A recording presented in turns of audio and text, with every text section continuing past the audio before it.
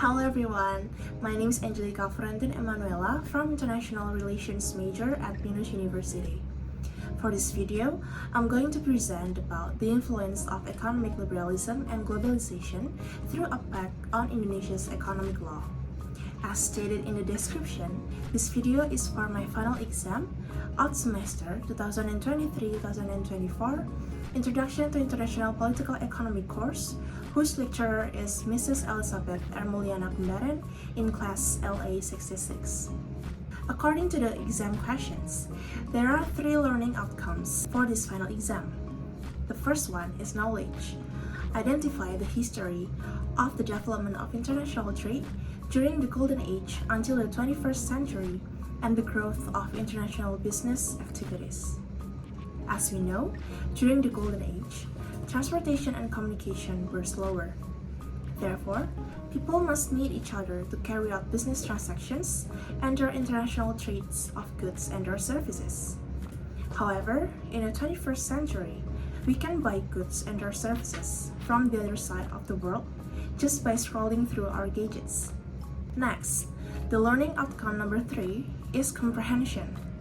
Illustrate the government's international trade and business policies and their influence on the global economy. For example, the European Union or the EU. By acting together as one, EU countries benefit from increased negotiating power when making deals or agreements with other countries to strengthen their economy and create jobs. It also gives consumers a wider choice of products at lower prices. Lastly, analysis. Analyze the international trade and business phenomena and their contemporary development of today. Connects with the previous example. Trade agreements let European businesses access more easily and at lower prices the raw materials and other inputs they need, helping them to stay competitive, compete more effectively abroad, and export more to countries and regions outside the EU. In addition, protecting EU rules and values in trade agreements helps the EU shape globalization, especially on issues like human rights, working conditions, and environmental protection. Back on the topic. If we want to analyze the influence of economic liberalism and globalization through APEC on Indonesia's economic law, of course, we must know first the definitions of economic liberalism and globalization itself. Economic liberalism emphasizes economic growth over stability. In economic liberalism, there are 2 types of groups, namely orthodox economic liberals, or OELs, that emphasize free markets and trade, and heterodox interventionist liberals, or HILs, that support more state regulation and trade protection to sustain markets. Adam Smith, the father of modern economics, also coined the term laissez-faire principle, which means minimal state intervention and regulation of the economy. Capitalism is the result of economic liberalism. Therefore, economic liberalism is closely linked to capitalism. There are 5 dominant features of capitalism. The first one is society's economic activities are coordinated by markets. Competition or consumer self-interest regulates economic activity. Any individual is free to start a new business enterprise without state authorization. The owner of the resource is legally entitled to the income from that resource. And lastly, extensive markets are available for the exchange of commodities, labor, land, and money. Economic liberalists believe that free trade, markets, the easiness of starting a new business enterprise without state authorization, and minimal government interference can increase productivity and economic growth as well as expansion. Because competition between goods and their services is becoming increasingly fierce. People are required to be more creative and the products made are becoming more innovative.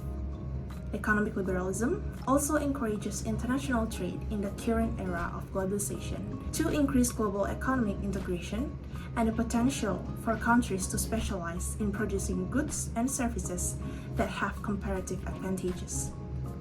Next, we have globalization. The term globalization comes from the root word global. Globalization is a process where barriers or boundaries between countries disappear in every aspect of life, such as economics, politics, social, and cultural. Globalization has united the world into a global village. Before we jump to the analysis, we must know what is APEC. The Asia-Pacific Economic Cooperation is a regional economic forum established in 1988 to leverage the growing interdependence of the Asia-Pacific region. APEC has 21 members, and they aim to create greater prosperity for the people of the region by promoting balanced, inclusive, sustainable, innovative, and secure growth, and by accelerating regional economic integration. Of course, Indonesia is among the 21 APEC member countries. The word economies is used to describe APEC members because the APEC cooperative process is predominantly concerned with trade and economic issues, with members engaging with one another as economic entities. But what does exactly APEC do? APEC ensures that goods, services, investments, and people move easily across borders. Members facilitate this trade through faster customs procedures at borders, more favorable business climates behind the border, and aligning regulations along with standards across the region. For example, APEC's initiatives to synchronize regulatory systems are key to integrating the Asia-Pacific economy. In such cases, a product can be more easily exported with just one set of common standards across all economies. On the other side, every country in the world and APEC members have its own economic system, including Indonesia. Indonesia's economic system is according to Article 33 of the 1945 Constitution. Article 33, paragraph 1 of the 1945 Constitution confirms the economy is structured as a joint effort based on the principle of kinship. Article 33, paragraph 2 of the 1945 Constitution confirms branches of production that are important to the state and that control the lives of many people are controlled by the state. Article 33, paragraph 3 of the 1945 Constitution confirms the land and water and the natural resources contained therein shall be controlled by the state and utilized for the greatest prosperity of the people. Article 33, paragraph 4 of the 1945 Constitution confirms the national economy is organized based on economic democracy with the principles of togetherness, efficiency, justice, sustainability, environmental insight, independence, and by maintaining a balance of progress and national economic unity. On the other side, there are 4 principles of APEC cooperation. The first one is consensus. All decisions in APEC must be agreed upon by and benefit the 21 member economies. Voluntary and non-binding. All agreements in the APEC forum are voluntary and non-binding. Concerted unilateralism. Implementation of decisions is carried out jointly in accordance with the capabilities of each economy without conditions of reciprocity. And lastly, differentiated time frame. Every developed economy is expected to liberalize first. These principles have proven to make APEC members implement commitments more effectively. The flexibility provided gives APEC members who have diverse capacities room to improvise, conduct trials, and develop joint training gradually until they meet the desired agreement. When viewed from the analysis of existing evidence and data, the influence of APEC on Indonesian economic law is certainly very positive because APEC was established with the aim of promoting economic growth by encouraging and facilitating freer and more open trade and investment in the region, enhancing cooperation in developing the economic capacity of members and strengthening the community of countries in the Asia-Pacific region.